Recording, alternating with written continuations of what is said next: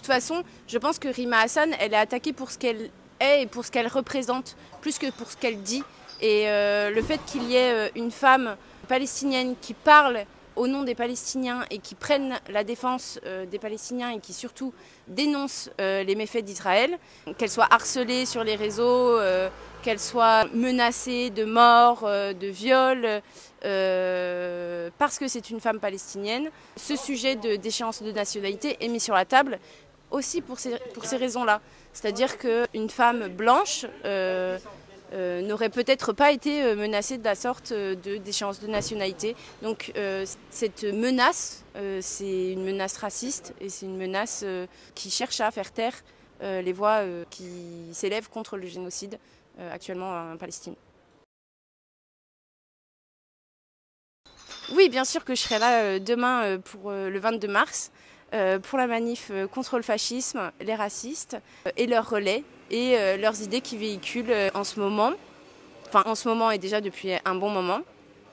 Parce que pour moi c'est très important, c'est un peu le centre névralgique du libéralisme qui cherche à nous diviser la population, à maintenir l'emprise impérialiste sur les politiques actuelles et il faut absolument qu'on reste soudés, qu'on montre qu'on ne va pas plier face à leur propagande raciste, islamophobe, fasciste. Il faut absolument qu'on montre qu'on est le plus nombreux possible et qu'on ne cédera pas un millimètre de terrain au racisme et au fascisme, qu'on tient à notre égalité entre chaque personne et que c'est ça la France et que c'est pas la France qu'ils essayent de nous vendre en nous divisant pour pouvoir favoriser leur politique pour les riches. Et voilà, venez demain pour le 22 mars manifester. Alors oui, au quotidien, j'ai déjà été témoin d'actes racistes, mais on va dire que ce qui me heurte le plus, c'est quand ce racisme il émane des institutions et de l'État. C'est-à-dire que certes, il y a des gens, on va dire civils, qui ne représentent pas l'État, qui sont racistes.